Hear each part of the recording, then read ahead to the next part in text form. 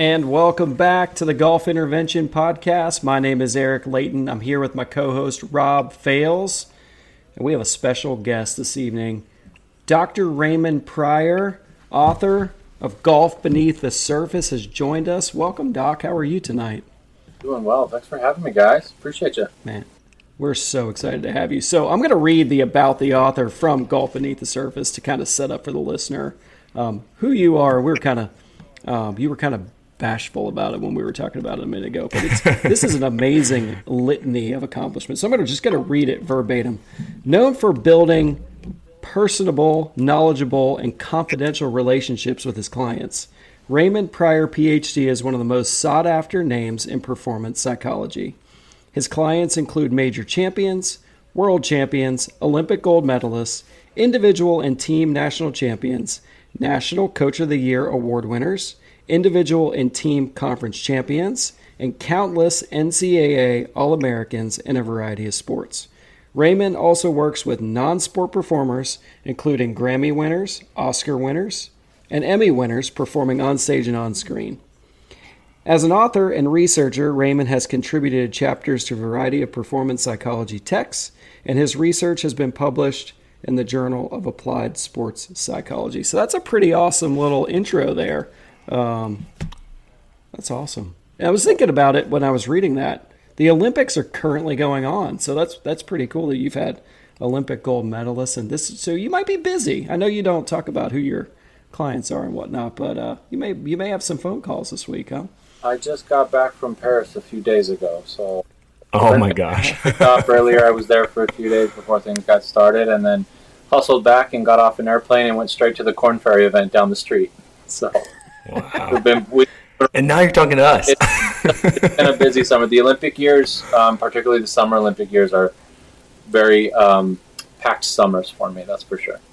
How many different sports athletes would you work, like in an Olympic Games, like different sports have you worked with? It can vary. This year I think it's 5 different sports. In the past it's been more. In the past it's been fewer. Just depends on how clients go. And as we know in America, our Olympic trial system is just a gauntlet, and it is really tough to get through. And so some years you could have a lot of people get through, and other years you might not. Some years you have people who are competing against each other at Olympic trials and then in the Olympics, and it can vary.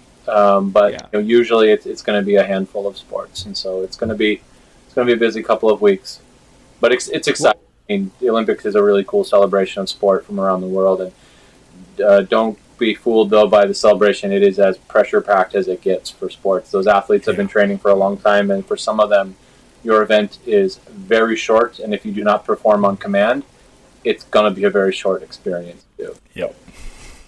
Incredible. I'm a huge wrestling fan, so I went to Penn State, and they're phenomenal. I'm sure you're well aware of that program. One of the things I really like about their coach Cal Sanderson is that he really understands that people perform better, even in a combat sport like wrestling, when you're having fun. Mm-hmm. And by that, I don't mean that you're just joking around, everything jovial, but it's like, go wrestle in a way that's really fun. Like, try to win your match. Like, he encourages dudes to go for it. And then we've also put a lot of hard work and some skill behind that and some sound strategy.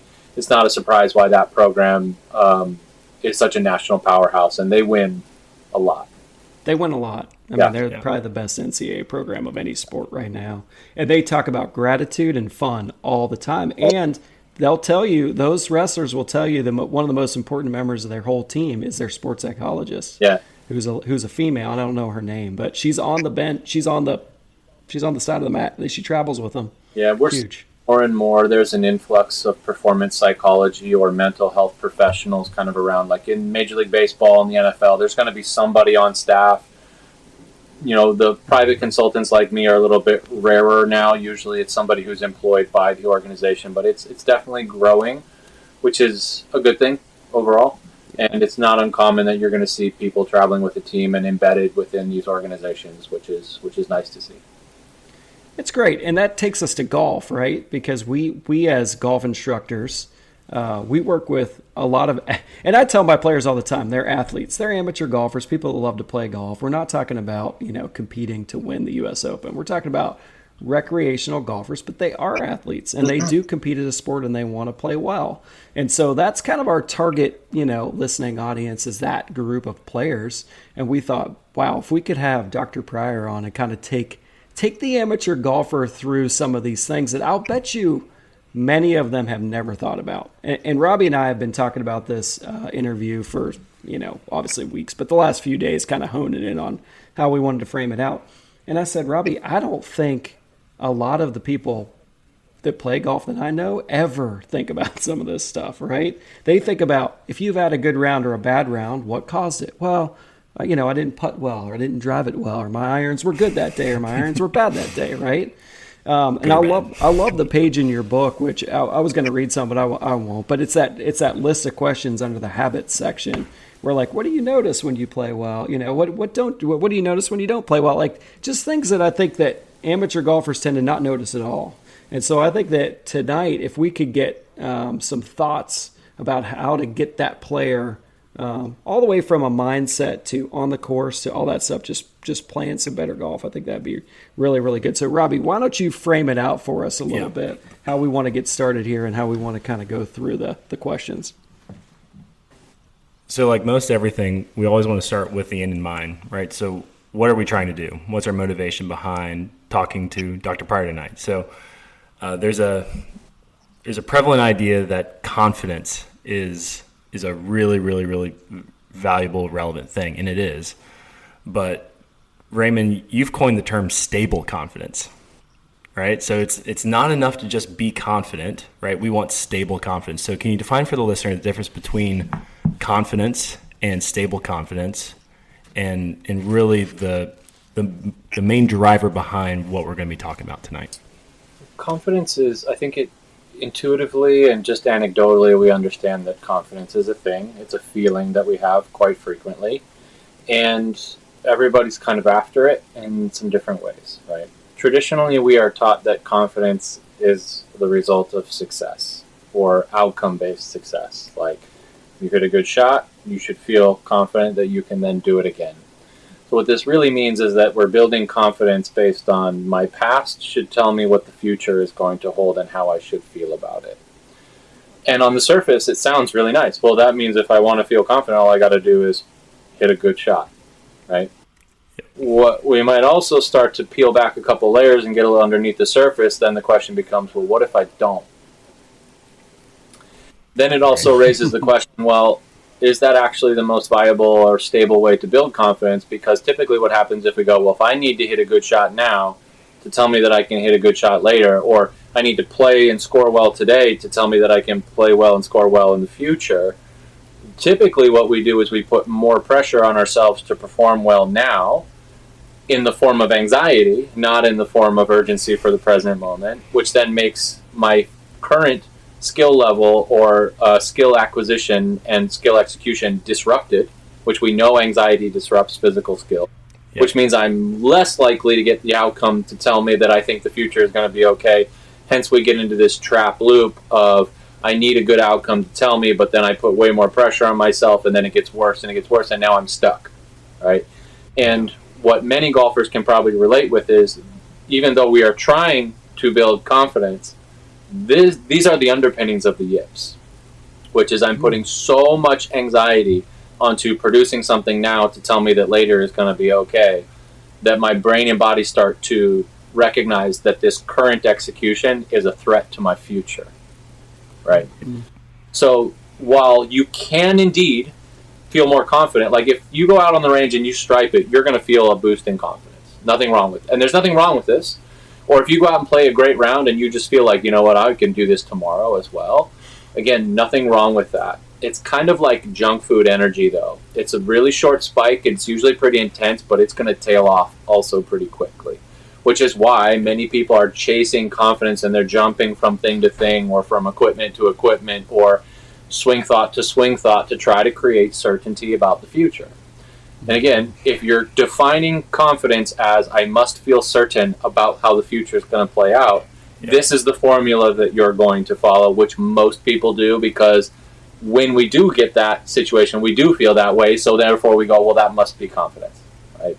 Yeah. The challenge is that it's obviously deeply flawed in terms of, well, what if I need to perform really consistently and in situations where the future is uncertain? Which, if you're playing golf, really anything in life, the future is always uncertain. We might feel certain about it. That doesn't make it certain, right?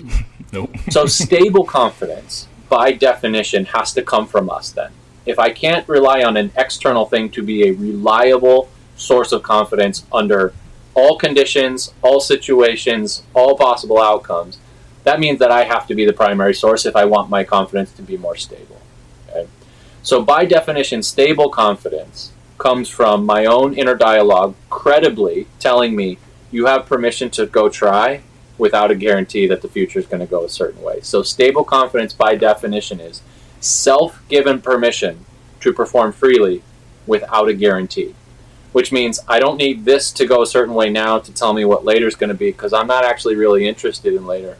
I'm interested in now more than anything, right? Yeah. And it's difficult for us to wrap our head around at first, which is like, wait, I don't need outcomes to tell me I can perform freely, or I'm allowed to let the future just be uncertain. And again, we often look at uncertainty as a bad word, like, if you're uncertain, that's a bad thing. Uncertain just means you don't know. And quite frankly, we pretend we know more than we really do most of the time. We don't ever really know how the future is going to play out. We can guess at it, but we're not very good predictors of the future despite what we think we are. And so what it really means is I have permission to do what I'm going to do right now freely, and that permission comes from me, not from something that has already happened, or even if the way I feel about something. And I'm willing to see how the future plays out, not just in the near future, but the long future. And then now what I'm not relying on to be confident is comfort and certainty, which if you're going to do anything where you're trying to thrive, comfort and certainty are really not available to us nearly as often as we would like them to be. Amazing. So the term that I really enjoyed when you brought up in the book is situational acceptance versus credible acceptance, right? We might say self-driven acceptance versus situational. Right. So can you give the listener an example of when you might fall into some situational confidence, right, versus being able to drive it through, like you said, more of a credible inner dialogue? Sure. So perhaps a situation many golfers can relate with as it relates to situational acceptance. And before I get into it, let's define acceptance real quick for many people, because the layman's understanding of acceptance is I'm settling for less or I'm resigning myself to less, and that's not what it is. So a couple things that acceptance is not. Acceptance does not necessarily mean I'm going to like something or that I do like it. Doesn't necessarily mean I'm comfortable with it. Doesn't mean I'm totally certain with it. It doesn't mean I don't care. In fact, I probably care a lot. And it doesn't mean I'm settling for less or that I'm resigning myself to something. What acceptance means is I'm dealing with things as they are. In the past, that means accepting things for what they have been. The present, accepting it for what it is, not what I wish it was. And as the future, understanding that there are all, technically speaking, all possible outcomes are possible. Right? Yep. So situational acceptance is the situation makes it easy for me to accept all possible outcomes, and then therefore here comes my self-given permission to go play freely, only it's not so self-given, it's situationally driven. For example, let's say I'm geared up, I'm really trying to play well today, get off to a rough start, and I just have an awful front nine. So the thing that I have been trying to avoid and unwilling to accept has happened, and it's happened for 9 holes, so I can't deny it anymore. So I guess that's happening. And then surprise, surprise, wow, I played really freely and played really well on the back 9. Right? Yeah. So the situation means I cannot avoid what I've been trying to avoid, and therefore I have to accept it. And then all of a sudden there's that freedom. Conversely, maybe I played a great front 9, and then my back 9, I go, well, I am unwilling to accept potentially, quote unquote, ruining this this great score by having a poor back 9. And then I play really anxious, tight golf on the back 9, and then surprise, surprise, I get the flip. So this is situational acceptance becoming available, and then situational acceptance now no longer available, right? And in these two situations, self-given permission to perform freely, or self-driven acceptance, is I'm willing to perhaps play a poor round of golf to try to give myself the freedom to play the one that I do. So what acceptance means is we're willing to experience the things that we don't want because that's what gives us the most runway to actually pursue the things that we do. The neurological underpinnings for this are our brain is not really, we can as human beings multitask, but not very well. Okay? And particularly with complex tasks. And hitting a golf ball is a complex task for our brain. Like a more simple task that is run automatically that we'd be multitasking with would be something like blinking, where it's all involuntary. But a voluntary thing like hitting a golf ball, as much as it's a simple motion, not so simple for our brain, right? Yeah. So if I am multitasking with, I want to hit it here, but also don't ruin your score, it's not that that's a negative thought. Our brain doesn't really think in positive and negative. It only speaks in tasks and the direction of those tasks. And the direction falls into a priority list. So if we're boiling kind of human psychology down to the bare bones, we can have tasks that go into two directions, pursuit and avoidance, right? Go get what you want, try to save yourself from what you don't. And there are times and places where avoidance is far better for us. If you're being chased by a bear, avoiding getting eaten is indeed the priority. But our brain, when we ask it, hey, go try to play great golf, but also don't screw up today. It's not that this is negative thinking. I'm giving my brain multiple tasks, and these tasks are moving in opposite directions. One is a pursuit, go try to play well, and the other is don't screw this up. So we typically go, oh, you're thinking negatively, but really what I'm asking my brain to do is do two things that are moving in the opposite direction, and our brain is specifically designed to prioritize avoidance over pursuit because that's what kept us alive. If 15,000, 20,000 years ago you went, go get those berries and don't get eaten by a saber-toothed tiger, and you didn't prioritize avoid getting eaten, all you had to do was be wrong once and you were dead, right? So in a survival-based world and in a world of scarcity, prioritizing avoidance, which means stopping the multitasking with all this stuff and just stay alive, super valuable. None of us would be here if our ancestors didn't have that. The problem is if we're playing golf, we're trying to thrive. We're not really trying to survive. Even if we're talking some hyperbole and dramatics of the majors of it, can you just survive the back nine at Troon? We're not really trying to survive. We're actually trying to thrive. And if we're trying to thrive, multitasking with avoidance, meaning multitasking with protect yourself from the things you don't want, essentially means you're not really prioritizing pursuit. And how this usually plays out, if I ask you to focus on two things at once, for example, there's a reason that texting and driving is not legal. Because you can't do both of those things very well, and obviously it becomes very dangerous. Now, hitting a golf ball is less life-threatening, but the bottom line is we still don't do it very well when we're multitasking. So what acceptance of the things we don't want actually does on a neurological for our brain is allow us to single task with a pursuit-based task in the present moment without multitasking with oppositional and avoidance-based tasks at the same time. And this is the neurological underpinning of flow state. Flow state is I'm doing the thing in a pursuit-based manner right now, willing to accept all possible outcomes. And the reason it feels so free and it feels so like performance is so easy is because there's no self-imposed disruption, right? And this is the coup de grace for many athletes if we're using our French Paris Olympian language. And the reason is because it's just you synced with your performance without you adding any self-imposed barriers to it by multitasking with tasks that do not really do anything for you. And therefore you have a ton of runway to just pursue what you want, which is why it's so much more enjoyable. You're going to perform better, even though things might be really challenging and conditions might be difficult. So if we're going to put a bow on stable confidence, it's pursuit. It is pursuit without self-imposed avoidance-based tasks. And the other thing about so the neurological is far less multitasking. And by the way, it's a high dopaminergic experience. Dopaminergic means it feels good. And from a psychological perspective, if I am accepting of the past as it is and the future as it might be, which I don't know, my focus is going to start to funnel to the present. So when, we've heard you got to play in the present, be in the present, like this is true. But if we're pulling back the layers and getting under the surface, one of the questions is, well, why aren't you present more often? We're all physically in the present moment that we're in. Why would we be focused on a moment that doesn't exist, even if it's the very next moment?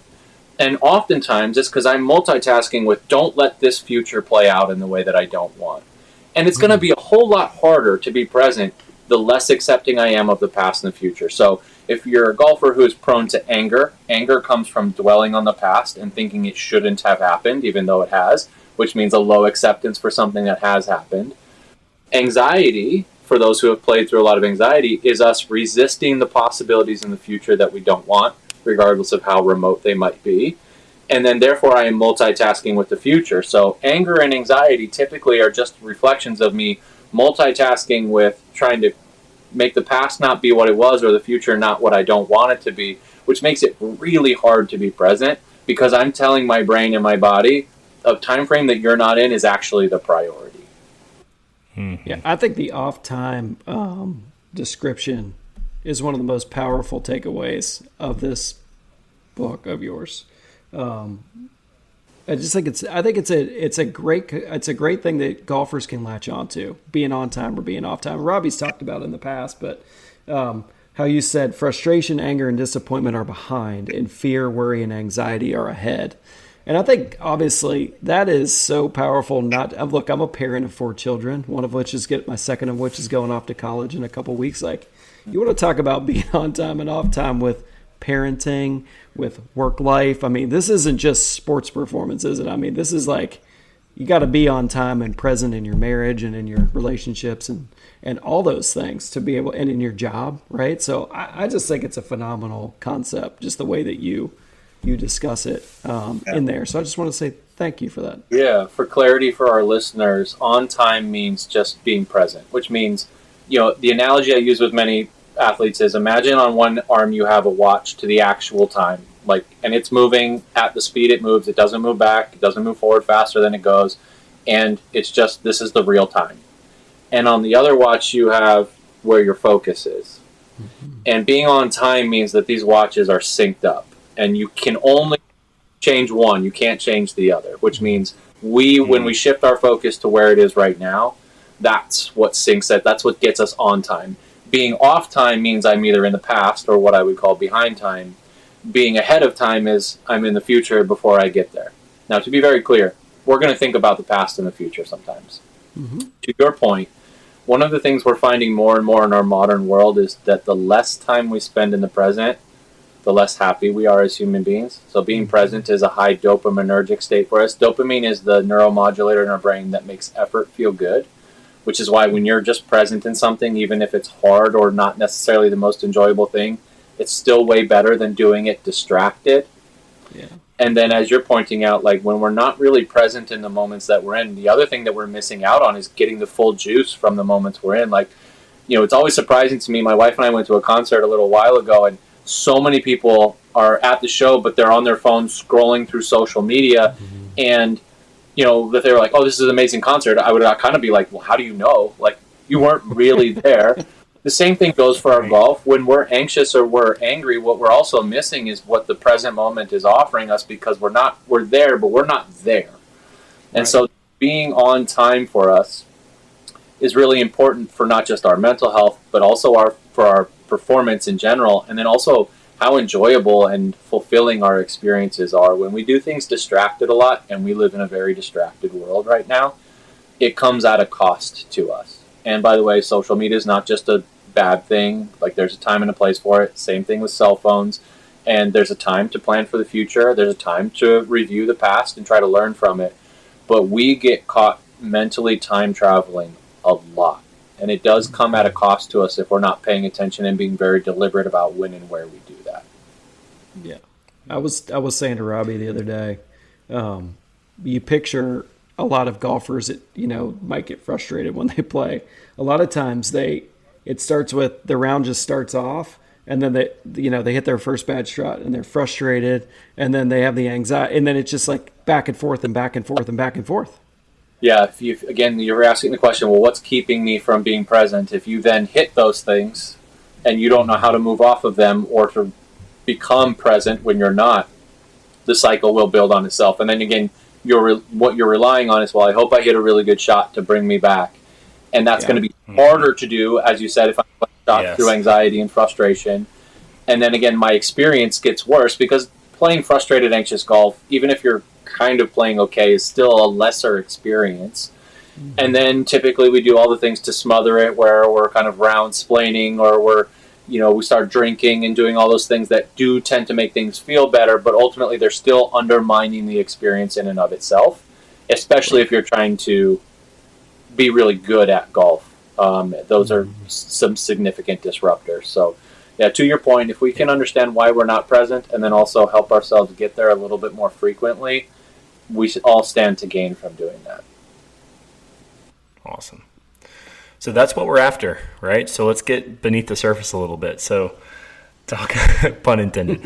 Let's talk a little bit about mindset, and let's talk about your core values as a human and how this might be the biggest domino to fall in our ability to start to build in some strategies to encourage the stable confidence. So can you just talk a little bit about mindset, Doc, and what we can start to work towards when it comes to putting these things in place to build some stable confidence? Yeah, it'd probably be important to start with a definition of what a mindset is. So a mindset is a belief or series of beliefs that organizes and filters information before, during, and after. Okay? So, for example, believing in Santa Claus is technically a mindset. It's a core belief that a jolly fat man lives at the North Pole, delivers presents, and so on. So before Christmas, it's going to start to filter your experiences, where you're going to start to see the world in a way that, oh, Santa Claus is coming to town. Then on Christmas, when it happens, you're going to organize information and make conclusions from that. And then also after. The danger with us for human beings is that our core beliefs and our mindsets are especially prone to confirmation bias. Confirmation bias is our propensity to see the world in a way that confirms what we already believe versus the actual truth, which would mean information contrary to that. So again, think about Santa Claus is a good example for most people listening. Someone told you Santa Claus existed. You built a belief that he does. Then you started seeing the surface world in a way that confirmed that belief. But it wasn't until you actually started to question that belief and look for truth that you find out the whole thing is a sham. Right? The same thing goes for any core belief that we have, where maybe it's orienting us toward truth and more stable confidence, or perhaps not. So, for example, one core belief, if I'm not getting angry, it means I don't care about my golf, which many golfers hold. Well, what that means is anytime you hit a poor shot, the filter of information is, oh, I better get angry to show myself and others that I really care about golf. And then now somebody hits a poor shot and they don't react with anger, and you go, oh, they really don't care about their golf. Perhaps they care much more than you do, but that doesn't match your core belief. So again, why our mindsets and beliefs are important is because they filter information in a very biased way. And if we don't challenge those to be oriented more toward truth, they may or may not be productive for us. Right? And some of them are pretty innocent and innocuous. Others might not be. You know, for example, if your core belief is, I have to play well to feel okay, that is going to shape your relationship with golf in a way where before, during, and after, it better go a certain way. And if it doesn't, you're in trouble, which means anxiety is going to be the response that your brain is going to spit to you whenever you're playing. And then intense frustration and discouragement is going to be what you're getting on the other side. Not because you didn't perform well, but because you didn't get the outcomes you wanted. Mm-hmm. Right? So the important thing about examining our mindsets and our core beliefs is, the long and the short of it, if we're getting into the psychology of it, they're running the show for us. What our core beliefs tell us is right, true, acceptable, not acceptable, good, bad, whatever, all these judgment statements and expectations that come with it is how we're going to start to organize our experience. And most of us don't stop and pop a time out and go, hold on a second. What about this Santa Claus thing? I'm not so sure. Right? Well, let me look at the evidence. And then you look at the evidence and you go, oh, that's not true at all. For example, oh, I played a poor round of golf. I should go punish myself and lock myself in my hotel room and tell myself how terrible a golf ran. Oh, I actually don't have to do that. That's not a thing. And it doesn't actually help me perform better the next time around. Yeah. How interesting. So for us, if we're talking about where stable confidence comes from, it is heavily influenced by our core beliefs and whether they are granting us access to the two elements of stable confidence, which is acceptance, which we've talked about why that opens the window for us, and groundedness. Groundedness is, can you be present and pursuing the task in front of you? Many of our core beliefs don't allow us access to being present because they're telling us there are certain things that are unacceptable that are just a part of playing golf, and therefore they cut off a lot of access to us being present, which now you're asking someone to perform well in a psychological state that is not conducive to performing well. Yeah. It'd be kind Would you say kind of like playing with clubs that are a terrible fit for you, where you can do it, but it's going to be a lot harder. Yeah. Would you say is there a mindset or a belief that you find more often than not destabilizes confidence more than others? Well, if you're just talking kind of like big, broad brushstrokes, you're talking the between a growth mindset and a fixed mindset, right? Yeah. A fixed mindset is a core belief, again, mindset, set series of beliefs, that ability is fixed. So you either have it or you don't, which is essentially, if we're translating it to golf language, you're a good golfer or you're a bad golfer. You're a good putter or you're a bad putter. You're good with irons and not with something else. So like it's just this or that. It's very categorical, right? And then what starts to happen with that is you get these kind of offshoot fixed mindset beliefs that, again, don't lend itself to performance. So, for example, one of the things we know about a fixed mindset is what happens is your identity starts to be paired to noun-based and adjective-based outcomes. So I'm a good golfer, a bad golfer. I'm a scratch golfer, I'm not, right? So I need outcomes to then tell me I am the adjective or the identifier that is fixed. Well, the problem is, well, what happens if I don't get those outcomes? Or what if I'm doing something where that outcome's available, but perhaps unlikely, even if I perform well? So for fixed mindset, kind of the litmus test for a fixed mindset is, let's say you have something where you legit have to perform well to get the outcome you want. Does that make you want to get into it? Or is your first reaction to, ooh, I don't know? Right? Because it's a threat to your identity. Wow. Right? So what happens in a fixed mindset is our identity starts to become paired to outcomes. And again, it's not that outcomes are bad. They don't live in the present ever, and they're not controllable, and sometimes they are not available to us. So for those with a fixed mindset, what they are worried about most is, what if I try my very best and do this super, super freely, and it still doesn't add up to what I want? Which is why they employ a ton of different, like, essentially what we call self-sabotaging techniques, like, I'll just not try very hard. I won't prepare very well. I'll go out drinking the night before a big round because it always packs in an excuse for me if it doesn't go well, right? So there's all kinds of these different breadcrumbs that kind of tell us what your mindset is, more than just like giving you a measure for it. But that fixed mindset, again, a core belief that you either have it or you don't, is going to organize your experience and filter information in a very biasly confirming way before, during, and after. Well, I see it all the time, because people will come to me and just say, hey, I'm a terrible putter. So then they're looking for things that confirm that they're a terrible putter. Again, so it's not that it's a negative thought. Again, our brain doesn't think in positive, negative. It thinks in tasks. And so if my core belief is, you're a bad putter, the task my brain is now doing is looking for evidence to confirm that, because if I can confirm it, I'm correct. And our brain likes to be correct more than it likes to not know. Yeah. Which is why, if you're not willing to be uncertain, it's very difficult to get better, because getting better means stepping out into the unknown, right? Conversely, a growth mindset is a core belief that ability and capacities are developed over time with effort, right? So essentially means I see myself as a work in progress. So perhaps I'm terrible at putting now, but I could get better. So I'm not bad at it, I'm just not good at it yet, right? So what it means is I don't pretend that I'm amazing at everything. What it means is I go, well, if I want to get better at something, then I need to apply effort to it. I need to learn strategies, need to learn skills. I have to go do it freely. And what happens in a growth mindset is your identity doesn't pair to the adjectives, good golfer, bad golfer. It starts to pair to things like curious, learner, competitive, hardworking, presence, etc., and all of these things that are always available to us, and therefore you're never in identity crisis, right? Because every golfer, regardless of how good you are, you're going to get information from the game that you're not so good. Whereas if I identify with, I am a curious competitor, you can be curious and you can compete regardless. You can be off the best start of your life, destroying the competition, or the worst start of your life, you can be curious and you can be competitive. So what it means is, when things get hard, and I'm challenged to expand my current capacities and have to perform, that is an opportunity to flex my identity, not to protect it. So here again, we get down to the bare bones of human psychology. Am I pursuing or am I avoiding?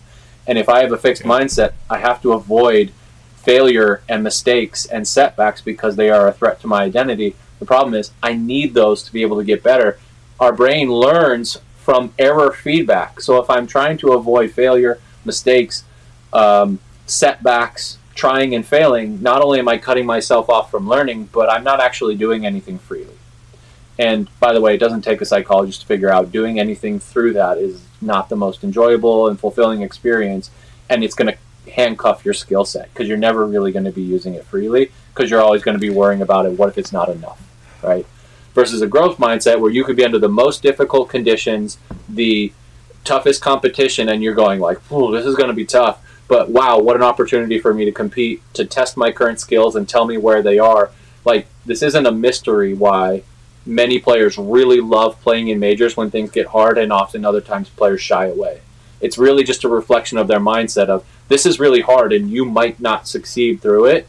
It's that inflection point and where people dip in one direction or another that's kind of give you a really clear insight into their mindset. So for anybody who's a legit growth mindset, they are hoping for the worst and most difficult possible conditions in every tournament they play in. Because that's going to not only allow them to test their own skills, but they would also know that most of the fields are going to talk their way out of that tournament to begin.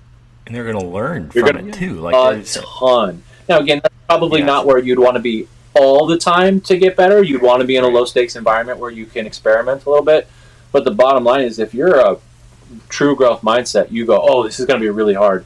Man, what an awesome opportunity for me to figure out how to... It's like you're excited for right. Yeah. Because what we recommend a lot of golfers do, and I'm curious to get your take on this, is intentional errors in practice. So, if a golfer is hitting it off the heel, say, okay, so we're going to explore this. Let's hit it off the heel on purpose.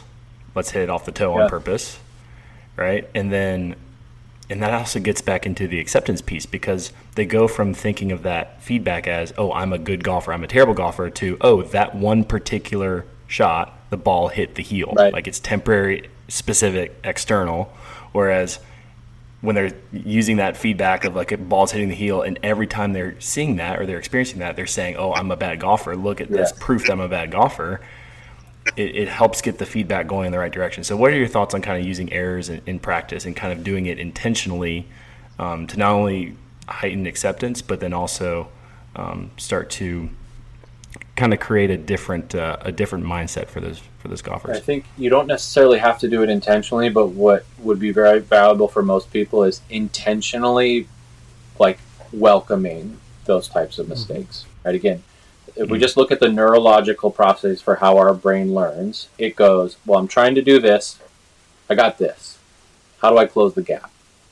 Right? Oh, I hit it way off and that, by the way, that's what they're trying to do when they're, let's say you hit a shank, which is just off the hosel. Well, I wanted to hit it in the middle. Well, the way they're trying to figure out how to get it back to the middle is that learning loop. The challenge is, though, we go, oh, I hit off the hosel. Don't hit it off the hosel again. And so instead of perhaps being willing to hit a shank to actually deliver the club from the inside, well, you're going to do, well, what's the opposite of hitting it from the hosel? Better move the club in a way where it takes that out of play. The problem is that that's now got that slice written all over it, right? Mm-hmm. So you don't necessarily have to make mistakes on purpose, but just being willing to make errors, especially in a lesson or practicing when that's the low-stakes environment that you're looking for. Like, if you went to a golf lesson and you hit it perfectly for an hour, it would be a waste of your time. Mm-hmm. Or if you go to practice and all you did was hit the shot that you wanted to, also be a waste of your time. Your brain's not really learning. It would feel nice, but it's not really valuable for you getting better because you wouldn't have stretched your capacities to do something that is outside of your current skill level, which is going to require you to make some mistakes. So for anybody who's getting a lesson or practicing or even playing a round of golf, the more you are not necessarily trying to make mistakes, but being willing to make them, the more you're opening your brain to be able to learn because it's not trying to avoid invaluable information to be able to get better. I think the amateur golfer struggles with that concept a lot, right? They want their practice to be perfect. That's why they go out. They set everything up. They want a safe environment. They want to be able to hit 10 7-irons perfectly in a row and get the dopamine hit like you were talking about. And I think when you watch good players practice, really, really good players, they can force themselves into struggling a little bit because that's how you grow, right? Just like you were saying. And so it doesn't always look beautiful when you watch a tour player practice. It doesn't. People think it does. It really does not. Yeah. I would love to tell you that professional golfers don't also fall into that. I got to hit 10 perfect 7-irons in a row in order to be confident. But now you're also talking about, well, why am I practicing? Am I practicing to feel better, or am I practicing to get better? And really, really proficient learners, many of which who do play on PGA and LPGA Tour, are practicing to get better, not feel better, which means they're not feeling bad about making a mistake. And they're also not feeling good about hitting a great shot. They're just trying to figure out how to do what they do better. By the way, that includes some frustration at times and some discouragement. Mm-hmm. They're not practicing for confidence. They're practicing for competence. Most amateur golfers, many of them they just want to hit some golf balls and see some good shots. So again, a blanket statement that everyone should be practicing like a pro might not apply to everybody. But if you are indeed trying to get better at golf, doing so in a way where it allows for error and you're not hitting shots to try to feel good about your round, but you're actually trying to develop either the motions or the skills that you're trying to develop, the strategies you're trying to develop, is the faster mode for learning. It's also very growth mindset oriented, where it's like, hey, this might not work out, but let's try and let's figure out why it went the way it went so that maybe we can do something different in the future. Yeah, that might be in the form of, harkening back to our last episode, including some variability. Right? So it's going to be harder to hit a shot on an uphill lie, downhill lie, side hill lie in succession, right? But you're inviting that because you know that that's pretty much what you're going to need to do when you go play, right? And so whatever it is you're going to learn is going to be more likely to transfer because you're doing it more in a game-like context. So am I on the right track? So if we're looking at what would practice look like if you were really trying to get better, or even if you had a limited amount of golf balls? First of all, it would probably be some technical work, and that might not include hitting a golf ball. So on the tour, I call it Maintenance Mondays, which is you're doing your checkpoints, your alignment, your grip, perhaps where the club is in space, and ball position, all of that stuff, like the fundamentals, and you're probably doing so on a flat lie with a flat stance. Then I'm actually now starting to try to figure out how to apply my skills in a way that I'm going to have to apply them in performance. So that might be some randomized practice, some variable practice, all the way to now I'm actually just taking it to the course rather than just hitting golf balls the whole time. So just block practice can be really valuable for a while, but after a while it runs out because there's not enough variability in it for your brain to actually learn, right? So let's say you hit 100 perfect 7-irons in a row. That would be far less valuable practice than you doing some block practice, perhaps hitting 20 7-irons in a row, and then hitting a bunch of variable shots, different targets, different clubs, different lies, different stances, etc., where you're actually having to implement a skill in a way that is not manufactured. Because you really, when you're really talking about golf, you're going to get a flat stance and a flat lie mostly on the tee box, and pretty much that's about it, unless you're playing in Kansas and it's just flat. Florida. Yeah, exactly. Right. And even then, you're not going to hit it in a flat place all the time because nobody's a robot. So the bottom line is you're right. If we want our brain to learn and want to stretch our capacities, we have to do things that are outside of our current skill level and bring a growth mindset to that, which then allows us to engage with it in a way where we're going, okay, I'm going to try this. I'm going to see where the error is, or if there's not, and then I'm going to work to try to close the distance on those, rather than I'm going to try to eliminate error altogether, which is a fool's errand for practice. Yeah. Awesome. So let's get into what can a golfer do to start to improve their acceptance, maybe in the context of right before a round, maybe before a shot. Mm-hmm. And then we'll also talk about what are some strategies to get on time if you feel like that is something that, obviously we all need to be on time. But what are some strategies a golfer could implement, like I said, before a round, before a shot, to start to get more accepting, a bit more on time? Yeah. So acceptance work is usually front-loaded, so that means you're doing it beforehand. What that typically looks like for us is starting to understand that all the things that we try to avoid most in our lives, we don't have a choice of whether we accept them or not. If you play a poor round of golf, you're going to have to live with it, right? So really now you're just paying attention to, am I going to accept the possibility of this before it actually happens, which gives me more runway to pursue what I want, or am I going to continue to fight it, which shortens that runway considerably, right? One of the ways you can do this is you might take a little 5-step process. For example, 1, you might go, all right, I'm paying attention to when I bring resistance to things, or we might say avoidance. What that looks like for us is that's us feeling anxiety or worrying about the future, dwelling on the past and remaining frustrated about it. Again, it's not that we're robots, that we won't ever feel anxiety or frustration, but when we recognize it, we need to also recognize like, oh, okay, this is me feeling and or thinking in ways that are not negative, but avoidance-based, resistance-based. Okay? So just paying attention to that default response for many people, and it's a learned response. It can be unlearned, but it's pretty strong in many people. So number 1 is just paying attention to when I'm not very accepting of things as they have been, as they are, as they might be. Okay? So for example, tour player last week told me, I bombed a drive, got down there, sitting right in a divot. And if he was just paying attention to, oh man, all I'm thinking is, this shouldn't happen. I should be able to take a drop. This is the worst. How could I hit this drive and it end up in a crap place? Like, so just, how is this shot going to go? What if I can't hit it good? Like, all these things. So this is just him not thinking negatively, just his brain trying to resist the world as it actually is right in front of him. Right?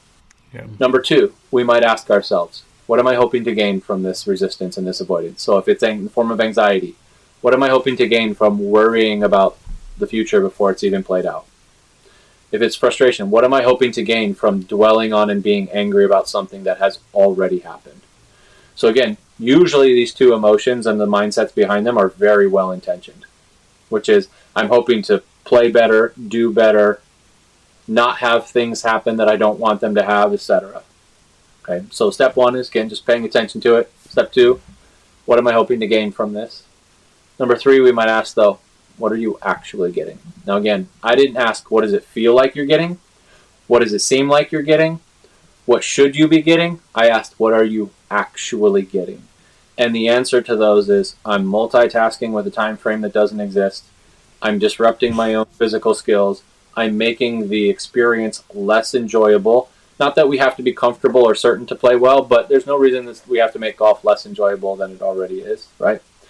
And also, usually what that means is I'm making my confidence less stable. It's making it harder for me to score. It's making it harder for me to take my skills from the range to the golf course, harder for me to implement my strategies, and ultimately, usually, like, I'm rushing through my processes. Like, all of these things, like the laundry list of what dwelling and frustration and anger do for us and anxiety does for us, and all the different ways that we resist things as they are, it's a long list. So you can pick the ones that are most salient to you, right? So then from there, we might go, okay, I can recognize that this doesn't work. So number 4, I would ask another high-quality question, which is, how would you do this if you didn't feel the need to resist the possibility of things not going your way? Or how would you do this if you had hit this ball and you didn't hit it here and somebody else did it and you were just like, all right, well, it's not my fault, etc., right? Like, so we're not saying don't feel anxiety or don't feel frustration. We're saying, how would you do this if you weren't? And the reason we do this is because we do want to acknowledge you are thinking and feeling what you're thinking and feeling. We are also acknowledging you're not getting what you think you're getting from it. And then we're also acknowledging there's a better way.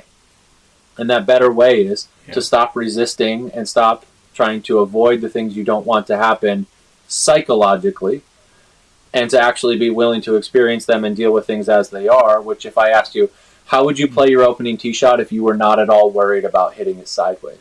You would go, I would do this, I would do this, I would do this, and then I would rip it and I would be willing to go wherever it ended up, right? And that usually essentially communicates what is the present pursuit-based task and how it should be actually executed. Then the last step is just follow your response to number 4 instead of your thoughts and feelings at number 1, right? So this process is essentially awareness of the resistance, an acknowledgement that, yep, it's well-intentioned, also an acknowledgement, not very effective, an acknowledgement of there's a better option that I have and I probably know as long as I tune into it. And then what if I actually focus and acted in a way that was aligned with what I want to pursue rather than what my feelings tell me I must avoid or persist and resist at all costs, right?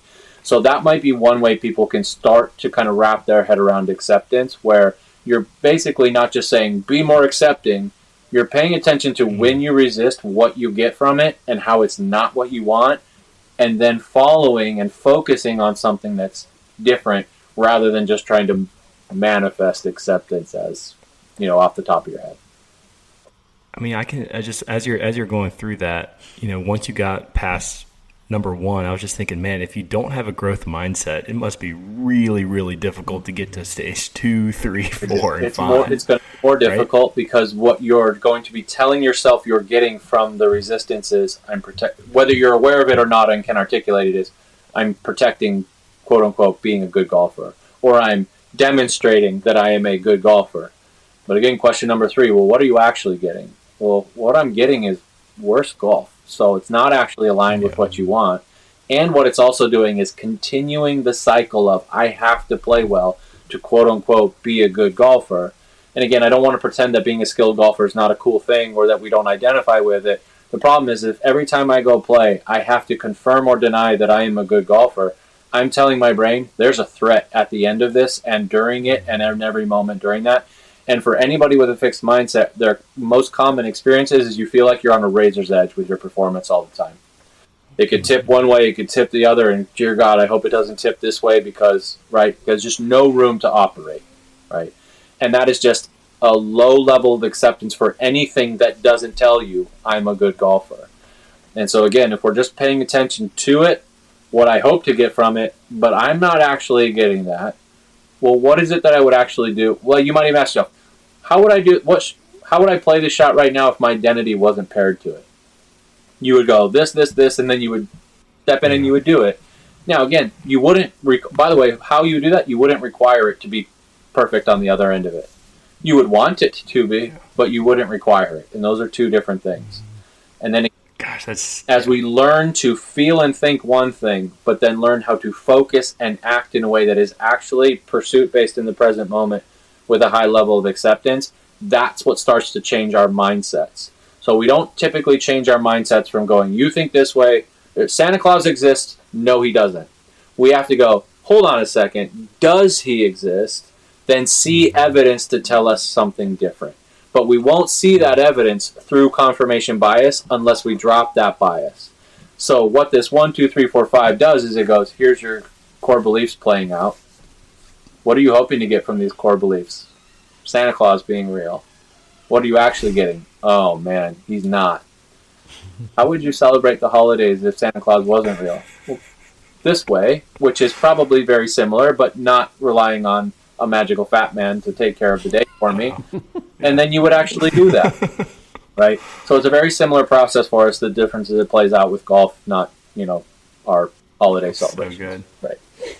That's so good. Because it would seem to me the other tricky thing there is that you could have somebody with a growth mindset, but if they're always doing, trying to get to it too fast, they're not willing to set with it and be aware of it and have that discomfort. I mean, that's a tricky thing of it too. So it's so many layers to this. The challenging part for those in a fixed mindset especially is they find two things threatening.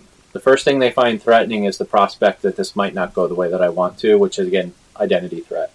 The second thing they find threatening is their stress response, which means heart rate goes up, breathing rate goes up. I feel uncomfortable. For those in a fixed mindset, it's a very threatening proposition because the association they make with that is, this is going to go terrible.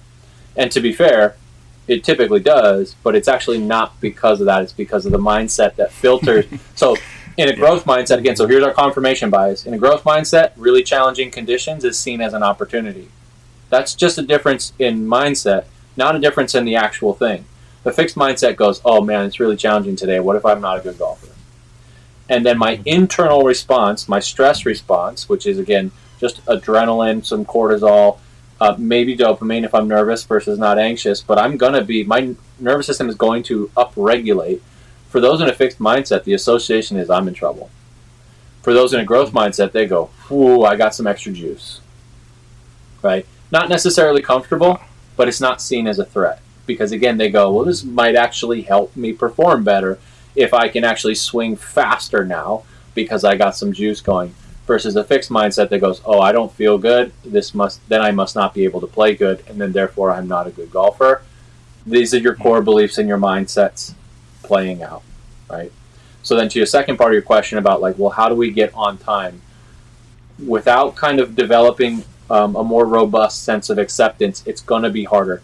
We can train how to be present more, but if your psychological framework does not allow you access to it, there's no amount of breathing exercises or tangible physical grounding skills that can cover that space, because again, confirmation bias and your mindset, they are running the show. So you could have the best breathing exercise for the first tee, but if your psychological framework is telling you that if this doesn't go well, you are the worst golfer, or this is a problem, the access point to the present moment is very, very narrow, right? So we might just start with acceptance, which again, if we're kind of summarizing, that means challenging your core beliefs for how truthful, not whether they're right or wrong, but where's the truth in them, right? So you're not asking, is Santa Claus good or bad? You're asking, does he exist, right? Then the second part of that is, can I pay attention to when my acceptance levels start to decrease in a way that shows me, one, you're doing it, two, okay, I was hoping to get this, three, this is what I'm actually getting, four, how would I do this if I didn't feel the need to resist and poor shot? I would do it this way. Then learning to follow that despite the fact that you might feel uncomfortable. Okay. Then, well, how do we be present? The bottom line is, when our mind is not present, we need to come to the body. And that means a physical connection point.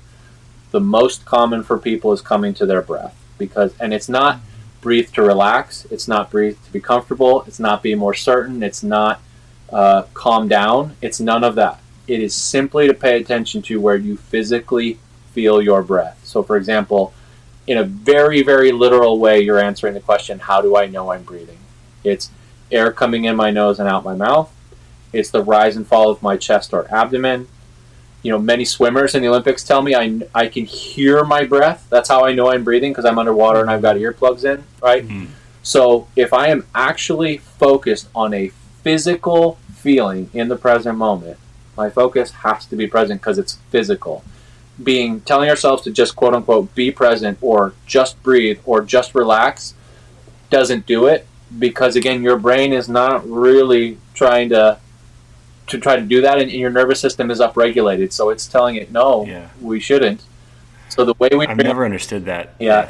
The just breathing thing, because you'd be hyperventilating. And again, it's not just breathe. Like, you could breathe very slowly or very quickly, but the bottom line is, whether you're breathing in a certain way is not necessarily an indication of where your focus is. Where your focus is on your breath is an indication of where your focus is, right? And what I might also say for people, if you're feeling anxiety or you're in frustration, you'll have to pardon my analogy, but I promise you'll remember it.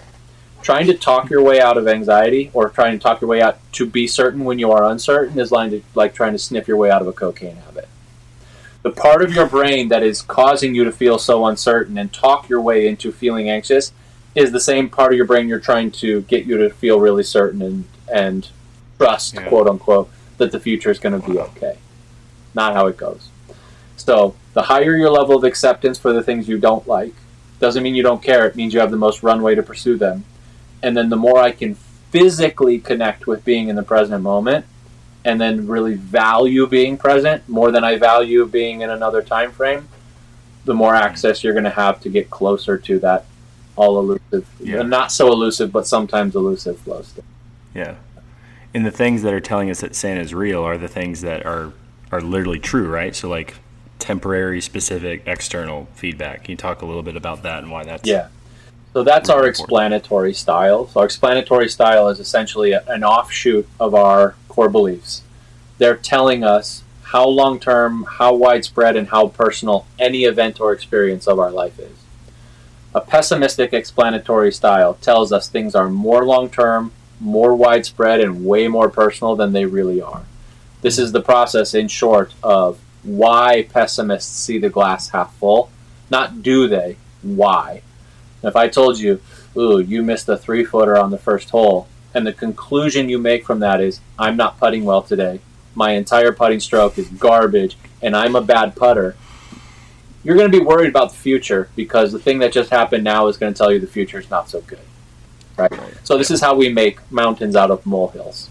Versus an optimistic explanatory style, or why optimists see the future or the glass as half full, is because when something like that happens, they only see it for how long it really is, which is, I missed a 3-footer on the first hole. They're not pretending they like it or it's great. I missed it. It's not great. But I'm also not taking it to the second hole. Or I'm not deciding that my stroke is terrible. I might go, I missed line and speed. My stroke doesn't suck. I just missed something. Or maybe I had a really good putt and it just didn't go in. Would it be helpful to even take like the personal aspect? So instead of I missed the putt, I missed this 1 3-footer, just say the ball missed left of the hole, or the face was a little open, or the speed was too high. You can say I missed it because you were the one who executed. The difference is, what is the personal conclusion I make? Does that mean I didn't? I didn't execute well, which is a non-personal. It means my effort and execution wasn't successful enough. Versus I suck at putting. Which one is what you did, and the other is a what you are. And if I told you every ups and down of your golf is going to be a long-term, widespread, you are or are not, you're going to have a lot of frustration, a lot of anxiety. It's going to be really hard to be present. Because everything you're doing now is telling you a long-term, widespread personal story about the future. Right? And so again, this is just kind of our psychological framework playing out. And if we're not paying attention to that, when we go, well, just be present, and there's really no access to it, now we feel like, well, I just can't be, but I don't know how. When really what happens is, again, it's like you're playing clubs that are a terrible fit for you, and by the way, they're also left-handed and you're right-handed. So, very difficult to do so. So, long story short, the more accepting you are, and again, this is hard for us, I don't want to pretend it's easy, but the more we start to develop acceptance, which of the things that we don't want, what we start to see is it's a whole lot less energy and there's a whole lot more space to operate, not resisting things. And then also we're going to find out when I then tell myself, hey, how do I know I'm breathing and I'm paying attention to what air feels like coming in my nose and out my mouth, that actually does connect me to the present moment because my psychological framework isn't telling my brain, you need to be on another time frame right now. Okay. Yeah. Awesome. Well, Doc, do you have a couple minutes for maybe 1 or 2 listener questions? Yeah, fire away. So this one comes from Mark Grace, and really the question's about visualization, right? So pre-shot, maybe visualization. Is there a distinction that could be made between visualization and focus? Yeah, for sure.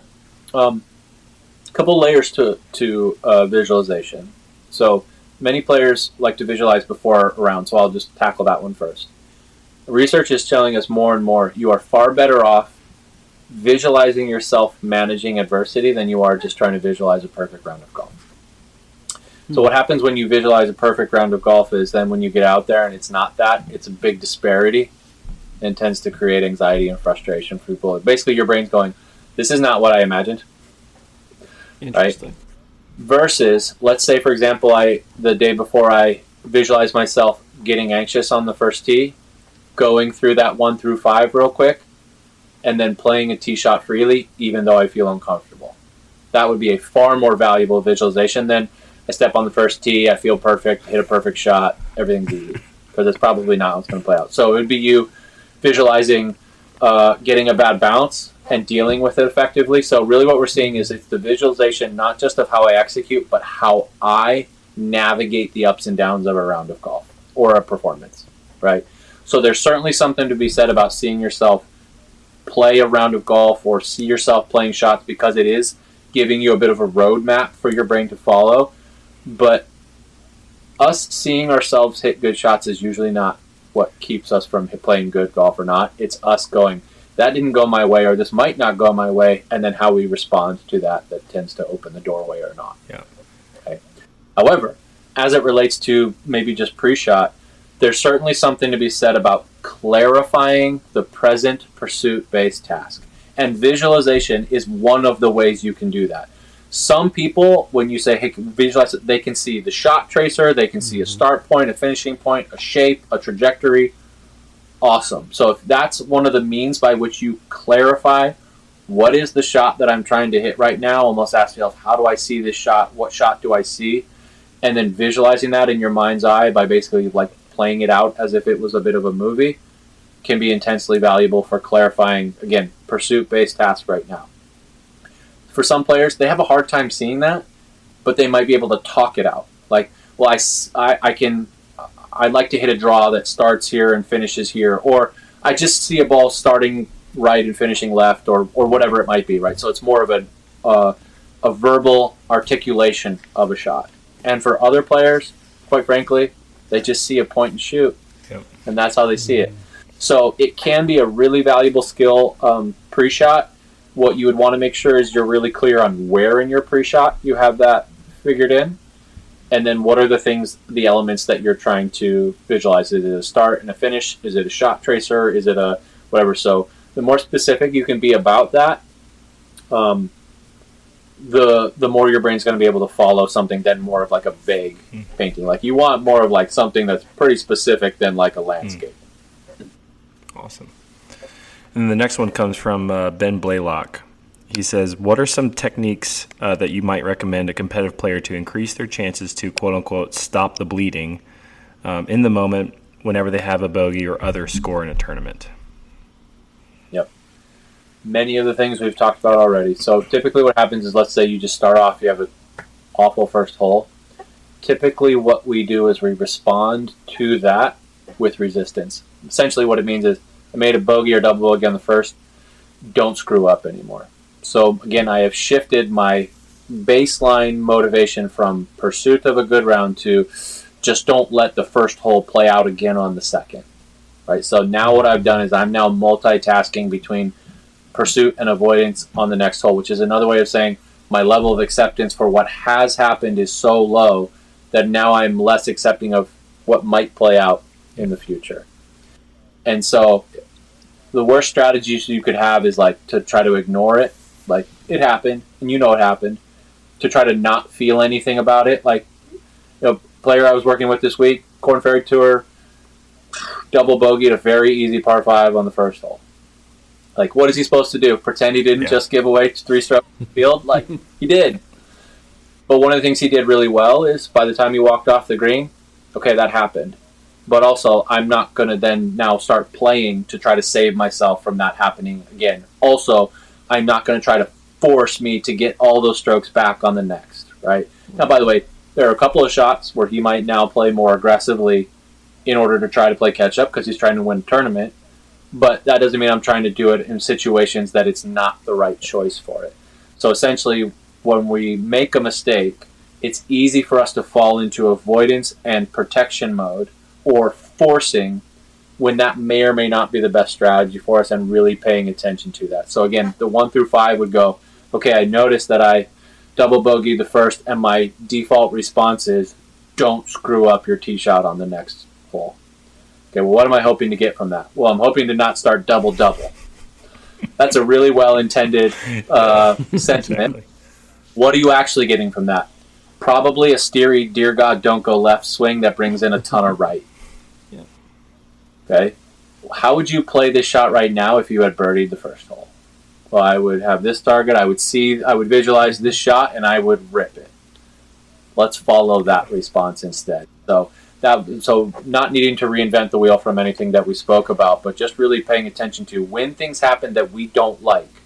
Our human brain and nervous system's default response is, don't let that happen again. And in a survival-based setting, super valuable.